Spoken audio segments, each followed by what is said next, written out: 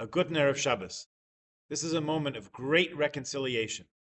The dramatic turn in which Joseph, or Tzafnas Paneach as he's known in Egypt, admits to the 11 Hebrews who have come looking for food that he's actually their brother Yosef, whom they sold into slavery so many years before. With relief on his side and what must have been a great deal of anxiety on their part, the brothers reconcile, and Joseph says he will not hold their actions from the past against them. That's going to be reaffirmed in next week's portion, when after their father Jacob dies, Joseph says again that he's not in place of God and does not plan to take any revenge upon his brothers. What's fascinating is what comes out of Joseph's mouth immediately following his announcement of his true identity. In fact, it's in the same breath. He says, Ani Yosef, I am Joseph. And the next three words are Ha'od Avi Chai, is my father still alive? Fascinating on a number of accounts. First of all, as your art scroll Chumash will tell you, Joseph was concerned about their father. He wondered how Jacob could have lasted 22 years, the time since his brothers sold him, and he vanished more or less without a trace. This is from the Sforno. The Tur wonders if Joseph is asking really about how lively their father is. Is he alive, like really alive, or almost not anymore? There's, of course, a veiled rebuke in these words of Joseph to his brothers. Ha'od avi chai.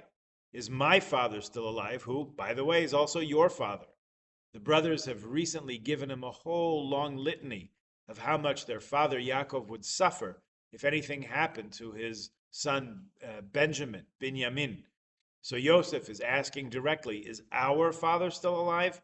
If so, why weren't you concerned that selling me would break his heart, like you're so worried about will happen if Binyamin doesn't come home in one piece? The Kli Yakar underscores Yosef's asking about my father, not our father, since it was, after all, the same father. He says it's as if they're not related anymore after what they did to him once upon a time. Here, Yosef doesn't even identify as Joseph, your brother. That's still a few verses later, yet to come. Yosef's rebuke seems to soften a little bit as their fear abates. And then he identifies as your brother. That's when he says, Ani Yosef Achichem. The Mizrahi, a commentary on Rashi's commentary, explains that the overwhelming feeling on the part of the brothers at this point is shame. They were deeply ashamed of what they had done decades before. First plotting to kill, later deciding to sell their brother into slavery. When that room went silent, what could Yosef have been thinking? Maybe he thought that his brothers were so mortified, so embarrassed to be confronted with their own actions, they were dumbstruck. So says the Or HaChaim. Or perhaps they could not wrap their heads around the idea that this really was their brother. So he proved it to them by reminding them of the incident, which no one else but he and they could have possibly known. Sfas Emes hears an echo of something later in the Torah, when God describes to Moshe the tablets, quote, which you broke, parallel to Yosef's telling his brothers that I am Yosef, whom you sold. It means that whatever the intention was at the moment of, in fact, divine providence ensured that it all turned out well.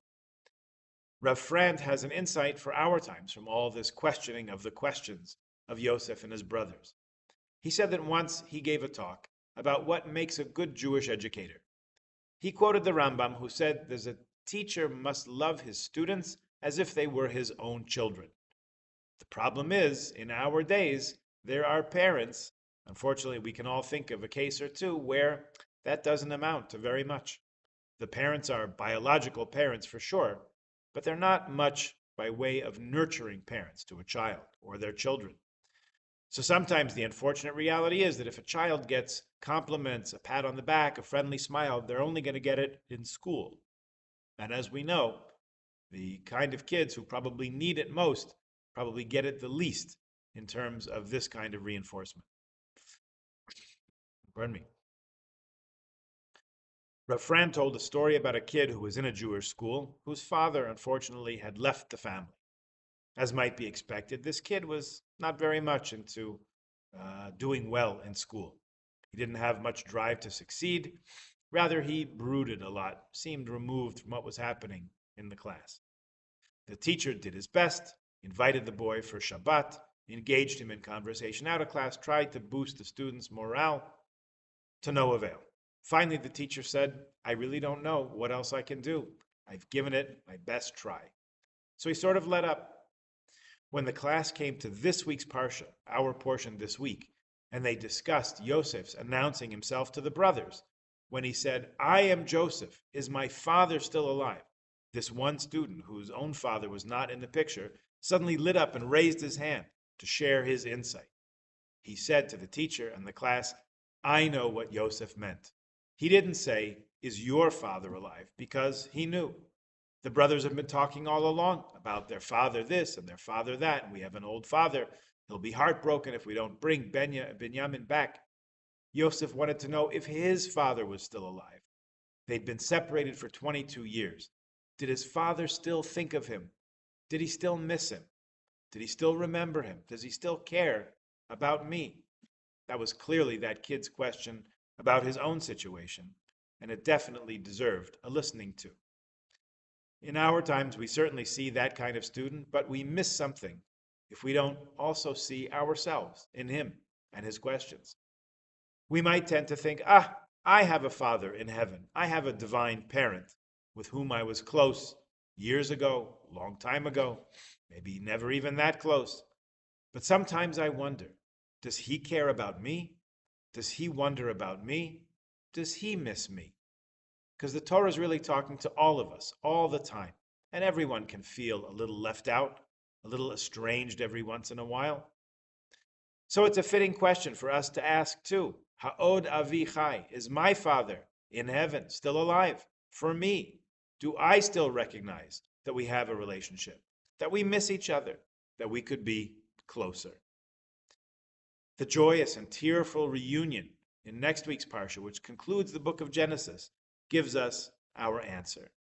Av echad lekulanu, we all have one Father who longs for us and cares for us and misses us deeply and rejoices in our reunions. Maybe those only come once in a while, maybe once a year, maybe once a day or more. But when we're together, it's as if we never parted.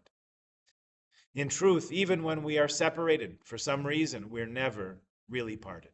We're always connected to our source, always connected with our source of life. May we always feel it and appreciate it and learn to make the most of it. Shabbat Shalom.